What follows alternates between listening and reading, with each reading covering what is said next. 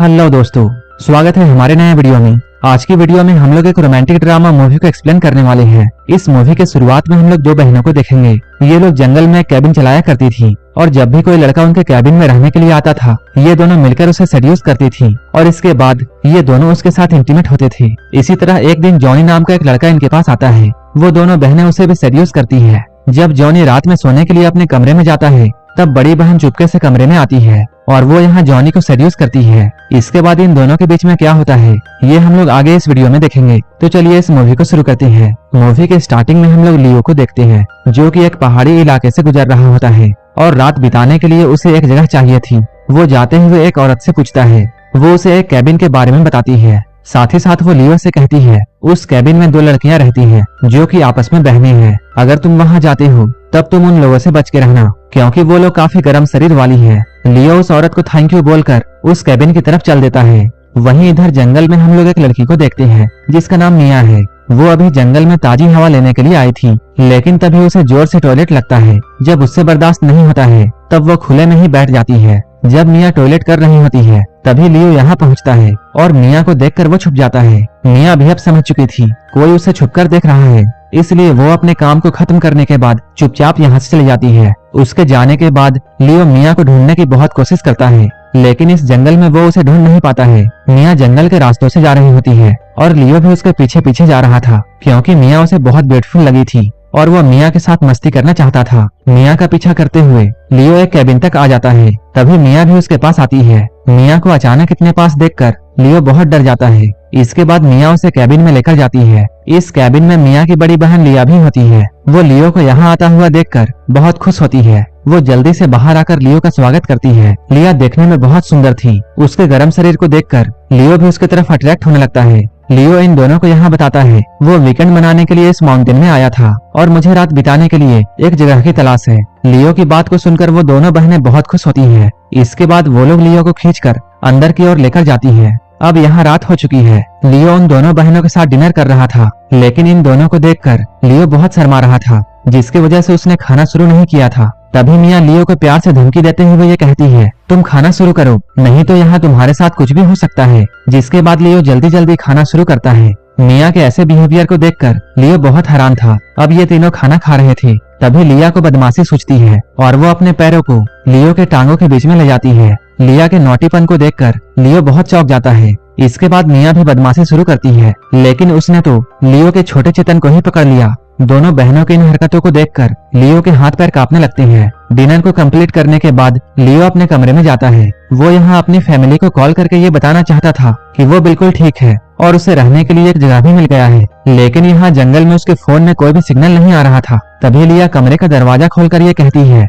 मैं तुम्हारे छोटे चेतन की सवारी करना चाहती हूँ। इसके बाद वो लियो के पास में आती है। वो उससे कहती है, आज मैं तुम्हें अपनी झील का पानी पिलाऊंगी, तुम्हें जरा भी मेहनत करने की जरूरत नहीं है, क्योंकि सारा कुछ मैं ही करने वाली हूँ। इसके बाद वो अपने कपड़ों को उतारकर लियो के साथ इंटीमेट होती है। कुछ ही देर के बाद लिया अपने झील का पानी निकालकर यहाँ से जा चुकी थी और इस कमरे में लियो अकेला सिगरेट पी रहा था। कुछ ही देर बाद वो सो जाता है, लेकिन जैसे ही उसकी आंख लगती है, उसे अपने बेड पर कुछ हलचल महसूस होती है। अभी लियो के बिस्तर में आने वाली मिया थी। वो भी यहाँ आकर उसके छोटे चेतन से खेलती है, लेकिन लियो पहले राउंड के बाद बहुत थका हुआ था, जिसकी वजह से दूसरे राउंड में उसका परफॉर्मेंस काफी डाउन रहता है। मिया को इस बात से बहुत गुस्सा आता है, क्योंकि मिया को ऐसे आदमियों से बहुत नफरत थी जो कि उसके कुएं के पानी को निकालने से पहले ही हार मान जाए। अगले दिन हम लोग इन दोनों बहनों को देखते हैं। इन दोनों में अभी बहुत झगड़ा हो रहा था। लिया यहाँ मिया को बहुत डांट रही होती है, क्योंकि उसने रात में लियो को मार दिया था। मिया ने ऐसे ही कई लड़कों को मारा था, जो कि उसे सेटिस्फाई नहीं कर पाए थे। इधर हम लोग सू नाम के एक लड़के को देखते हैं, जो कि लियो की तरह ही घूमने के लिए इस इलाके में आया था। वो रात रुकने के लिए एक जगह की तलाश में था। वो भी जाकर उसी औरत से मिलता है। वो औरत उसे भी कैबिन के बारे में बताती है। सू उसे थैंक यू बोलकर कैबिन की तरफ चलता है। इस औरत को उन दोनों बहनों के बारे में सब कुछ पता था। वो ये भी जानती थी सू वहाँ जाने के बाद दोबारा इस इलाके में नजर नहीं आने वाला है। इधर हम लोग मिया को देखते हैं, जो कि जंगल में जाती है और वो अभी बहुत गुस्से में थी, क्योंकि उसकी बड़ी बहन ने उसे बहुत डांटा था। इसलिए वो ठंडे पानी से नहाकर अपने दिमाग को शांत करने की कोशिश करती है। वहीं इधर हम लोग सू को देखते हैं, जो कि उस कैबिन की तलाश में जंगल में बहुत अंदर तक आ गया था। जैसे ही वो थोड़ा और आगे जाता है, उसे मिया दिखाई देती है, जो कि इस नदी में नहा रही होती है। मिया को सू के बारे में पता चल जाता है कि वो उसे छुपकर देख रहा है। इसके बाद वो पीछे मुड़कर सू को अपने पास बुलाती है। उसकी बातों को मानकर सू उसके पास आता है। मिया की खूबसूरती को देखकर सू उसकी तरफ अट्रैक्ट हो जाता है।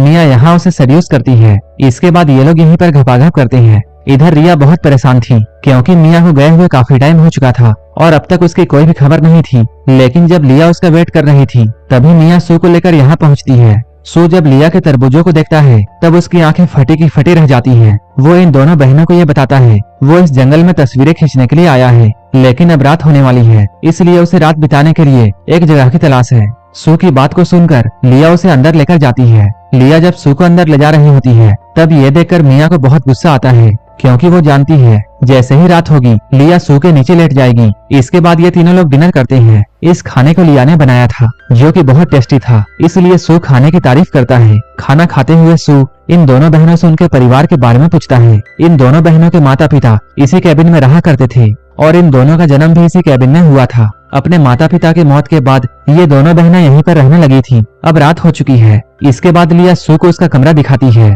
और वो कमरा दिखाते हुए ये कहती है अगर तुम्हें रात में कभी भी मेरी जरूरत हो तब मुझे याद कर लेना। ये कहकर लिया यहाँ से जाती है और सू इस कमरे में आराम करने लगता है। सू को ये कमरा काफी अच्छा लगा था क्योंकि इस कमरे में साफ सफाई को मेंटेन किया गया था। इधर हम लोग मिया को नहाते हुए देखते हैं जो कि अपने अंगों को खूबसूरत बनाने में लगी हुई थी। नहाने के बाद वो सू के कमरे में आती है। ये दोनों एक दूसरे को गले लगा लेते हैं। कुछ ही देर के बाद मिया अपने कमरे में वापस आ गई थी क्योंकि उसे सू पर बहुत गुस्सा आ रहा था। असल बात ये थी सू भी उसके कुएं से पानी निकालने में बिल्कुल असफल रहता है, जिसकी वजह से मिया को बहुत गुस्सा आ रहा था और अब वो सू को भी मारना चाहती है। लेकिन पिछली बार रिया ने उसे बहुत डांटा था जिसकी वजह से उसने सू को जिंदा छोड़ दिया था। वहीं दूसरी तरफ हम लोग पुलिस को देखते हैं जो कि एक चोर का पीछा कर रही थी। उस आदमी का नाम जॉनी था। जॉनी पुलिस से भागता हुआ जंगल में आ जाता है और पुलिस उसके पीछे लगी हुई थी। इधर सू अपने कमरे से बाहर आता है क्योंकि मिया के साथ इंटीमेट होकर वो जान चुका था कि इन दोनों बहनों की मेंटल कंडीशन ठीक नहीं है और उसे इस जगह से